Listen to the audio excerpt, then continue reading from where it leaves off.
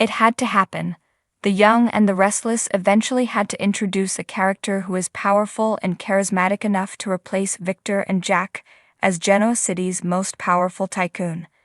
If it only maintained the status quo forevermore, we'd be left with nothing but lather, rinse, repeat variations of Victor and Jack's endless feud, so it is with some excitement that we look forward to the introduction of Aristotle Dumas. You've heard about the mystery man already, and if you're a regular visitor to soaps.com, you've read about him too. If you missed our article explaining the significance of his name, you can catch up here. He doesn't sound like your run-of-the-mill businessman. He sounds like he's destined to make a far greater impact than, say, Tucker, who during his return to Genoa City laid a million plots, none of which ever actually hatched.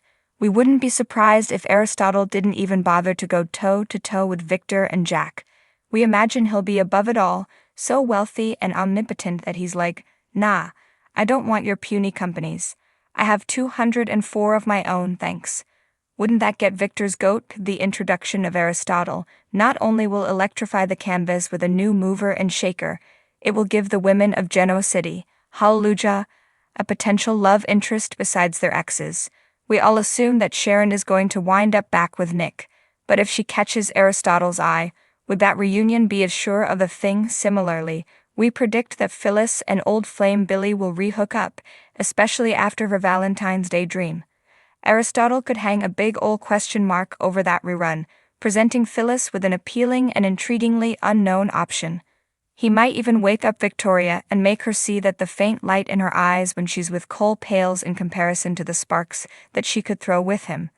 Best of all, we get to keep Victor and Jack front and center. They will just have to grapple with the fact that they are no longer the only, and certainly not the biggest, game in town. Aristotle might even turn Nikki and Diane's heads, just for fun. What do you think? Are you looking forward to meeting Mr. Big Stuff?